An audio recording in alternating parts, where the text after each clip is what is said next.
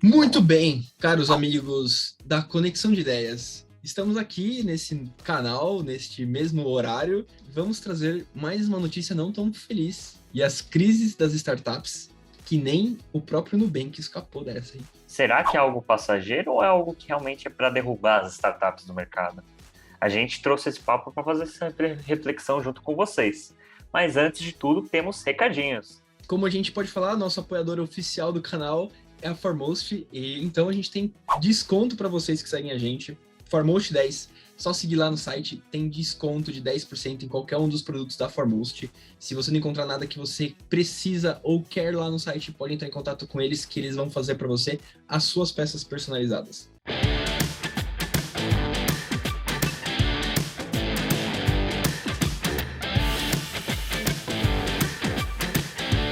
Vamos para o que interessa. O que está acontecendo com as startups, hein, Luizão? O mundo virou, né? A gente estava todo feliz ali no meio da pandemia, tudo bombando, internet, né? Todas as empresas digitais estão crescendo e chegamos num ano onde que era se esperado que acontecesse algumas mudanças, mas eu acho que ninguém esperava que todas as startups, sem exceção, fossem ter algum impacto sobre as suas realizações e sobre o seu crescimento, né? E aqui a gente tem algumas hipóteses, tá, pessoal? A principal delas é a época de inflação alta, tá? Geralmente essas startups elas acabam trabalhando com um alavancamento, com estratégias de alto investimento hoje para colher bem lá no futuro, e isso acaba impactando, principalmente a investidores e rodadas de investimento que as startups necessitam para sobreviver o agora.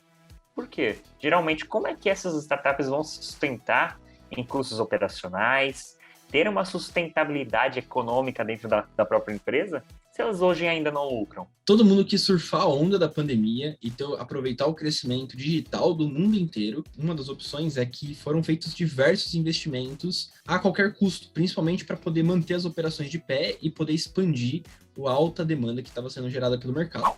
Porém, em momentos de crise, as torneiras do dinheiro se fecham e isso faz com que a gente tenha que repensar custos, repensar prioridades, principalmente para atender quem? Investidores e o lucro futuro, né? Por mais que as startups normalmente não dão lucro, eles têm que prever com que as operações se mantenham com o dinheiro que eles arrecadaram nessas rodadas de investimentos anteriores. Obviamente que vão ter seus casos de exceção, tá, pessoal? A gente não pode colocar todas as startups na mesma sacola e falar, poxa, estão todas em crise e vai acabar. Não, não é isso. O interessante entender é qual que é a perenidade dessas startups ao longo do tempo, né? A gente sabe e conhece muito bem as empresas de grande escala e que sobreviveram até hoje ao longo do tempo.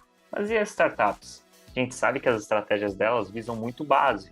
Poxa, vamos crescer base, vamos crescer clientes dentro da nossa carteira para depois ter algum tipo de cobrança de produto para a gente começar realmente a rentabilizar e ter um lucro bruto que faça realmente tornar o nosso negócio perene. Mas será que isso é muito a longo prazo? Será que vale a pena?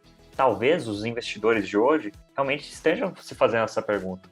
Poxa, será que eu vou investir numa empresa que eu não faço ideia quando que vai ser essa virada de chave do lucro bruto? Como é que isso vai acontecer? E agora, juntando com esse cenário mundial de realmente de alta de inflação, é o que o investidor não parou para pensar. Se retraiu e agora as startups estão repensando o seu modelo de negócio.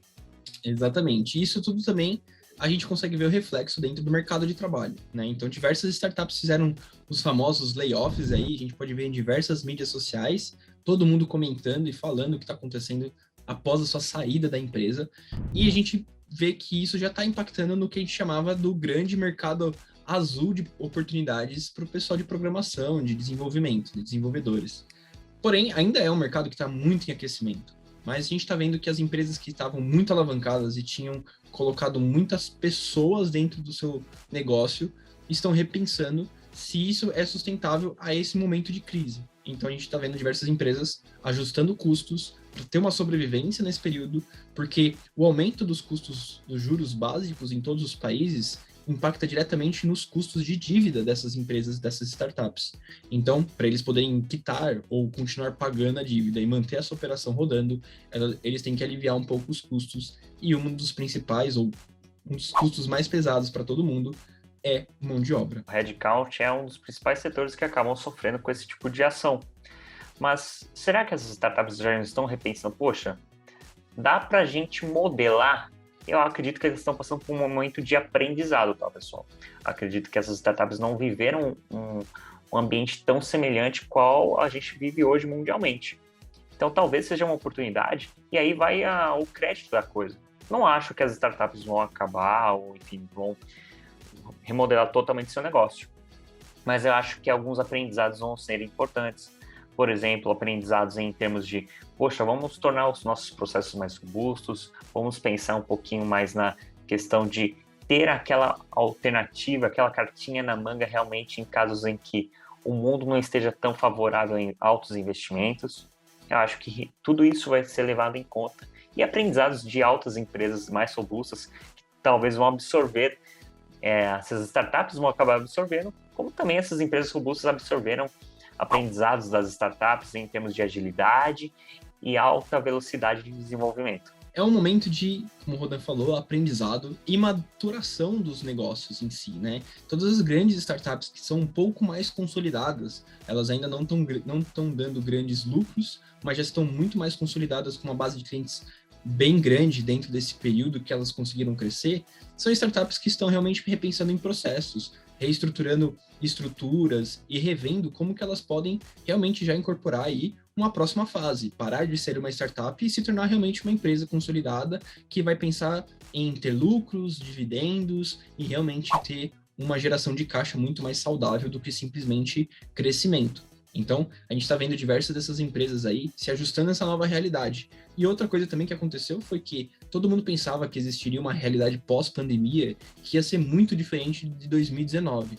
Porém, a gente está vendo que os padrões de consumo e os padrões de comportamento dos consumidores após esse fim da pandemia, podemos dizer assim, tá voltando ao que era muito no passado. Então, existiu algumas pequenas mudanças, mas não foi suficiente para a gente mudar drasticamente os padrões que existia. E isso mudou bastante as perspectivas de crescimento de diversas dessas empresas digitais.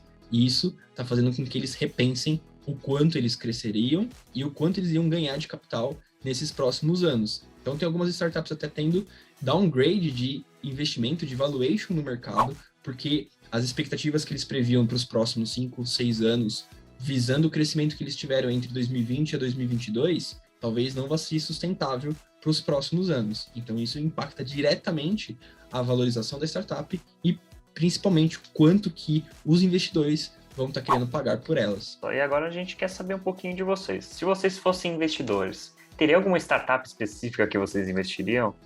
Vocês ainda acreditam no futuro das startups? Coloquem aí nos comentários para a gente entender um pouquinho da posição de vocês.